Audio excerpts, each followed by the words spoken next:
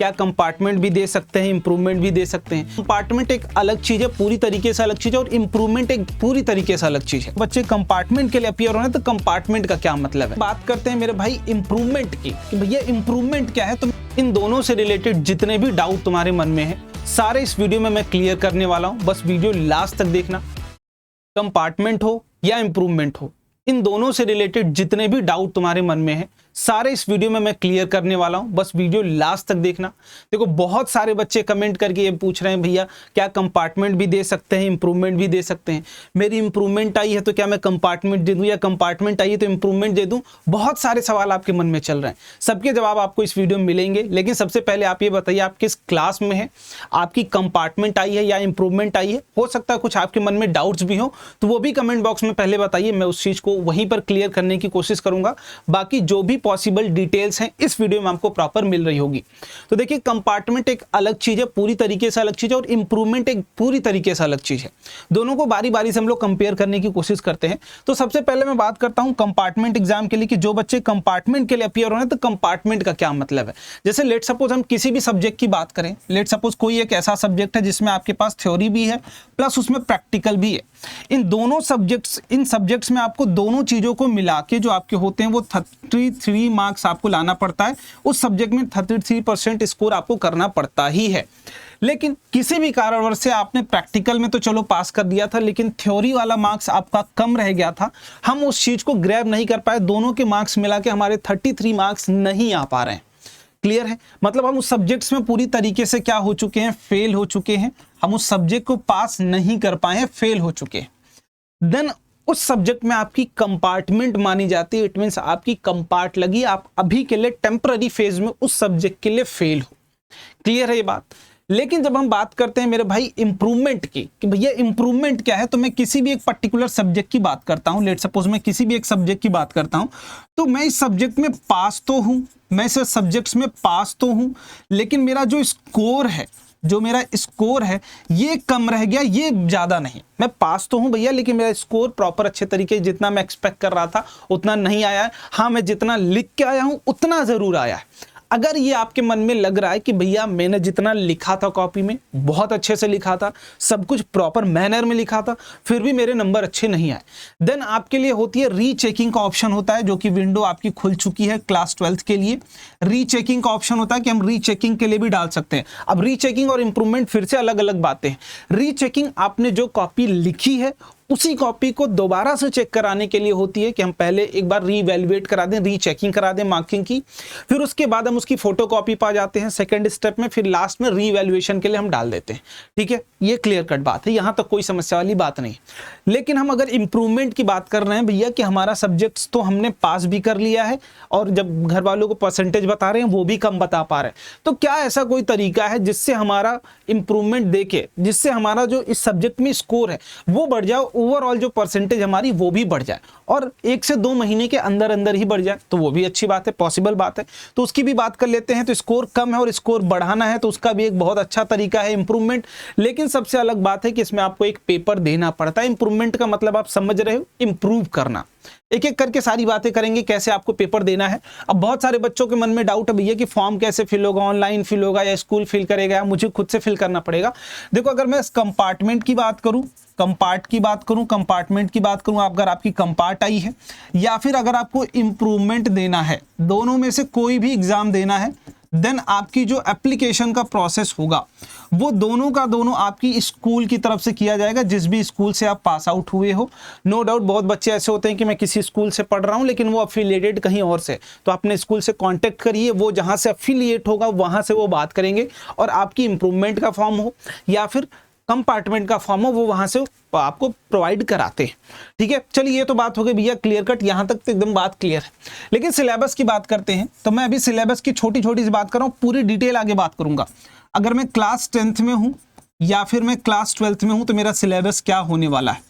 देखो सबसे पहले आपको डिसाइड करना पड़ेगा कि सब्जेक्ट कौन सा है आपका, और सबसे अच्छी बात यह है कि अगर आप क्लास 10th में हैं तो जो भी 2023 या फिर 2024 सेशन का जो भी सिलेबस रहा होगा, जिस भी ईयर में आप कंपार्टमेंट देना जा रहे हैं, जिस भी ईयर में आप इंप्रूवमेंट देने जा रहे हैं, उस ईयर के बोर्ड का जो भी सिलेबस रहा होगा, सीबीएसई बोर्ड का जो भी सिलेबस रहा होगा, सेम सिलेबस आपकी पेपर में भी आएगा।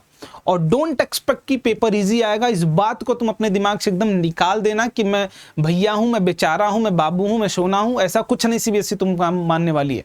अब बाबू सोना अपने घर के लिए है ना, सीबीएसई आपको टेस्ट कर रही है, जब तक आप उसके लेवल पर परफॉर्मेंस नहीं देंगे वो आपको पास नहीं करने वाली, ठीक है।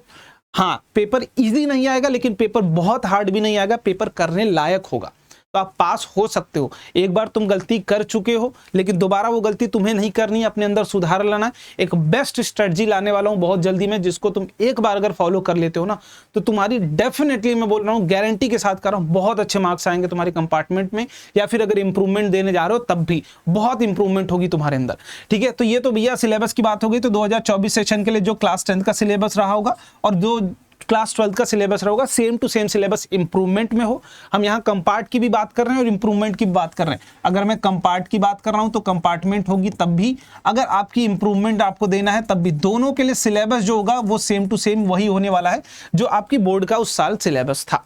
अब देखिए थोड़ा सा हम लोग बात कर लेते हैं कि भैया एग्जाम का जो डेट होने वाला है वो क्या होने वाला है। तो देखिए दोनों एग्जाम, अगर हम कंपार्ट की बात करें, देखो मैं क्यों दोनों को बात कर रहा हूँ, क्योंकि एक और डाउट, बहुत मेजर डाउट आपका आता है, वो मैं बता रहा हूँ।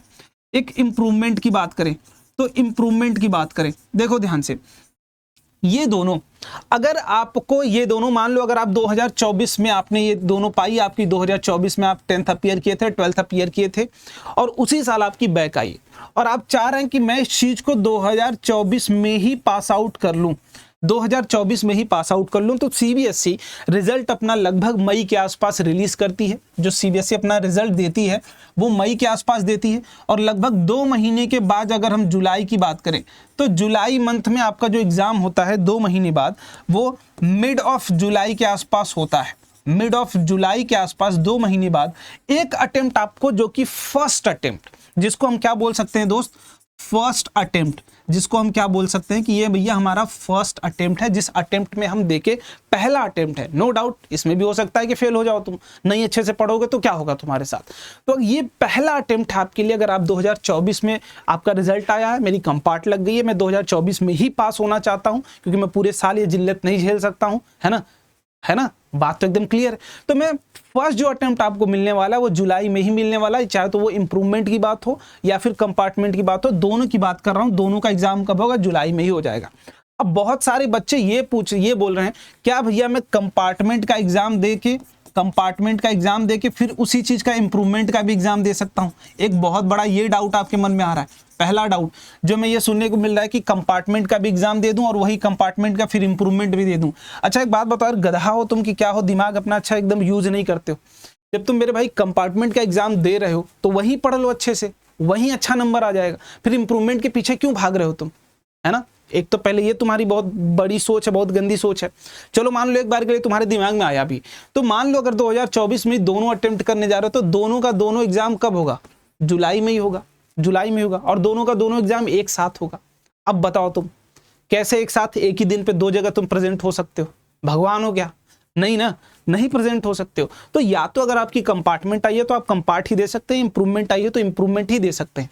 अब इंप्रूवमेंट किसको देना चाहिए उसकी भी बात कर लेते हैं कि भैया अगर मुझे इंप्रूवमेंट देना है, लेट सपोज मैं इंप्रूवमेंट की बात कर रहा हूं कि मुझे इंप्रूवमेंट देना है, तो कौन कौन से बच्चे ऐसे हैं जिनको इंप्रूवमेंट दे सकते हैं? देखो इंप्रूवमेंट के लिए अगर मैं सिर्फ 12th की बात करूं या 12th के लिए बात करूं, देखो 12th वाले परेशान न होइए आप, नो डाउट आगे चल के आप इंजीनियरिंग अगर करने जा रहे हैं या फिर आगे बहुत सारे और भी कुछ आपके आसपास होगा चीज़ें, तो इंजीनियरिंग में अगर हम बात करें तो क्लास 12th की आपकी प्लेसमेंट की मार्कशीट देखी जाती है। क्लास 12th में रिजल्ट क्या थी, मोस्टली क्लास 10th के रिजल्ट्स को प्रेफर किया जाता है। तो वहां पर अगर आपकी लेट सपोज अगर आप जेई का एग्जाम देने जा रहे हैं या फिर किसी कॉम्पिटेटिव एग्जाम में, तो जेई के लिए अगर आप अपीयर कर रहे हो, मैं अगर बात कर रहा हूँ सिर्फ जेई के लिए, तो नो डाउट आपका 75% कंपलसरी होता है 12th में।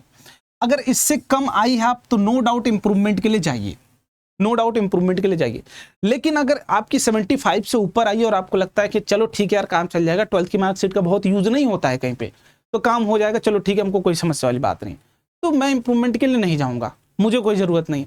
लेकिन अगर 75% से कम आई है तो बिंदास आप जाइए इंप्रूवमेंट के लिए। 2 महीने का सिलेबस है, 2 महीने में सिर्फ एक सब्जेक्ट आपको पढ़ना पड़ेगा। 12th में तो नो डाउट आपको कितने सब्जेक्ट का इंप्रूवमेंट दे सकते हो, एक सब्जेक्ट का, या कंपार्टमेंट कितने सब्जेक्ट का दे सकते हो, एक सब्जेक्ट का। ये बात मैंने लास्ट वीडियो में बताई थी, इसमें भी बता रहा हूँ, ठीक।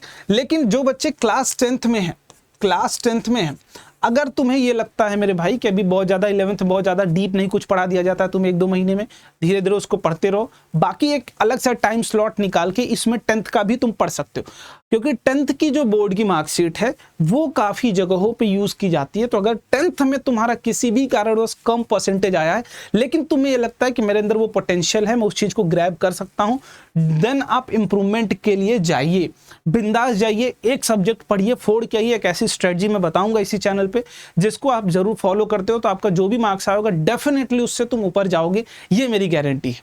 बस तुम्हें उसको अच्छे तरीके से, जेन्युइन तरीके से फॉलो करना पड़ेगा। क्या ये बात क्लियर है? अब थोड़ी सी और बात कर लेते हैं कि लेट सपोज भैया मैं अगर कंपार्टमेंट दे रहा हूं इस साल, देखो थोड़ा सा और दिमाग लगा लेना, कंपार्टमेंट दे रहा हूं इस साल, कब? 2024 में। लेट सपोज मैं 2024 में दे रहा हूं और मैं यहां हो जाता हूं फेल, मैं यहां हो जाता हूं फेल। क्या हो गया? फेल।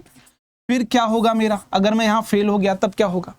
देख भाई, देन अगले साल जब आपका बोर्ड का एग्जाम होगा, बोर्ड का एग्जाम होगा कब? 2024-25 सेशन का, 2024-25 सेशन का जब भी आपका बोर्ड का एग्जाम होगा, ये तो तुम्हारा था फर्स्ट अटेम्प्ट, पास होने के लिए क्या था तुम्हारा?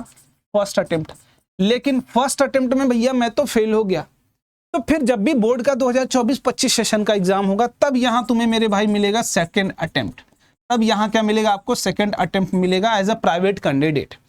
चलो मैं मान लेता हूं कि मैं फिर से और गधा हो गया और यहां भी फेल हो गया, यहां भी फेल हो गया, यहां भी फेल हो गया। होना तो नहीं चाहिए, मैं तो नहीं चाह रहा हूं कि हो तुम। तब फिर क्या होगा? तुम्हें एक चांस और मिलेगा जो तुम्हारा क्या होगा? Third attempt. जो तुम्हारा क्या होगा? Third attempt. यहां अगर पास होते हो तो ठीक, नहीं तो तुम्हारी मान्यता ही रद्द कर दी जाएगी। और ये अटेम्प्ट कब होगा? जब अगले साल कंपार्टमेंट का एग्जाम हो रहा होगा, जब अगले साल कंपार्टमेंट का एग्जाम हो रहा होगा, अगले साल के बच्चों के लिए, उनके साथ फिर आप दे रहे होंगे as a private candidate, as a regular student आप नहीं दे रहे होंगे। तो 3 चांसेस टोटल कंपार्टमेंट्स के स्टूडेंट को मिलते हैं। और अगर मान लो मुझे इंप्रूवमेंट देना है, मैं किसी क्लास में हूं, लेट सपोज इंप्रूवमेंट में देना चाह रहा हूं, देखो ध्यान से ये भी समझ लेना, मेरे पास 2 ऑप्शन है कि मैं 2024 वाले सेशन में ही इंप्रूवमेंट दे लूं। और यहां अगर आप इंप्रूवमेंट देते हैं तो अगर आप क्लास 10th के हैं और क्लास 12th के हैं तो ध्यान से समझिएगा, क्लास 10th वाले 2 सब्जेक्ट्स का दे सकते हैं और क्लास 12th वाले मात्र 1 सब्जेक्ट का दे सकते हैं। अगर आपके पास चाहे जितने सब्जेक्ट हो आप इतने सब्जेक्ट का ही दे सकते हो, कब? 2024 में। लेकिन अगर मैं चाहता हूं कि भैया मैं सारे सब्जेक्ट का देना चाहता हूं तो मैं 2025 जो भी बोर्ड का एग्जाम होगा, बोर्ड का एग्जाम जब होगा 2025 में, उसके साथ मैं अगर 10th में हूं तब भी मैं ऑल सब्जेक्ट्स का दे सकता हूं, ऑल सब्जेक्ट का दे सकता हूं। अगर मैं 12th में हूं तो तब भी मैं ऑल सब्जेक्ट्स का दे सकता हूं। मैं अगर चाहूं तो सारे के सारे सब्जेक्ट, इट मींस पूरा का पूरा बोर्ड फिर से अपीयर हो सकता हूं अगले साल। तो आपके पास दोनों अपॉर्चुनिटी है। कंपार्टमेंट अगर आई है तो आप इसी साल पास हो सकते हैं। इंप्रूवमेंट है, अगर मैं नहीं चाहता हूं कि इसी साल मैं तुरंत एग्जाम दूं, मैं चाहता हूं अगले साल दूं। फर्क ये होगा कि इसकी मार्कशीट इंप्रूवमेंट की अलग से आती है, इंप्रूवमेंट लिख के आता है नीचे, ठीक है, वो कोई दिक्कत वाली बात नहीं। तो यहाँ से आई होप आपके सारे डाउट्स क्लियर हो गए। इंप्रूवमेंट अगर आप इस साल देते हो तो आपको मात्र इतने सब्जेक्ट्स मिलते हैं। अगर आप अगले साल देते हो इंप्रूवमेंट, जबकि बोर्ड का जब पेपर हो रहा होगा सेम टू सेम पेपर रहेगा जो बोर्ड का पेपर रहेगा, तो सेम टू सेम पेपर आएगा, तो उसमें आप 5 सब्जेक्ट्स, अगर 12th में हो तो 5 सब्जेक्ट, 10th में हो तो 6 सब्जेक्ट, तो 6 सब्जेक्ट का एग्जाम दे सकते हो। जस्ट लाइक कि आप फिर से बोर्ड्स को रीअपेयर कर रहे हो, ठीक है। आई होप यहां तक आपके सारे डाउट्स क्लियर हो गए होंगे, कोई भी डाउट, किसी भी प्रकार का डाउट नहीं बचा होगा। अब तुम खुद डिसाइड करो कि मुझे क्या कराना चाहिए, रीचेकिंग करानी है या कंपार्ट देना है या इंप्रूवमेंट देना है। मैं ये बोलूंगा अगर इंप्रूवमेंट देना चाहते हो तो पहले खुद से पूछ लेना क्या मैं उतनी मेहनत कर सकता हूं, क्योंकि तुम पैसे भी लोगे कि हर चीज के पैसे लगते हैं, तुम्हें पता है वो चीज मैंने बता रखी है, डेट कब होगी, क्या होगी, सब कुछ, ठीक है। नहीं देखे हो तो जाके वीडियो देख लेना, चैनल पर पड़ी है ऑलरेडी। और यहां तक देख लियो तो फिर से मैं बोल रहा हूं, कितना तुम अभी तुम्हारा कंपार्टमेंट आई है या फिर इंप्रूवमेंट तुम्हें देना है या फिर जो भी देना है, जो भी स्कोर आया तुम्हारा, पहले वो स्कोर तुम अभी कमेंट बॉक्स में बताओ। और साथ ही साथ ये भी लिख देना वहां कि मैं इतना अपने इंप्रूवमेंट में स्कोर करने वाला हूं और इतना मैं कंपार्टमेंट में स्कोर करने वाला हूं। जब इतना तुम डेडिकेशन खुद से डिसाइड करोगे मुझे इतना पाना है, तब उतनी तुम मेहनत कर रहोगे, ठीक है। तो आई होप यहाँ तक इंप्रूवमेंट और कंपार्टमेंट को लेकर सारे डाउट्स आपके क्लियर हो गए होंगे। कितनी बार दे सकते हैं, कब दे सकते हैं, कौन सी क्लास का बच्चा कितनी बार दे सकता है, फॉर्म तरीके से सब कुछ क्लियर हो चुका होगा।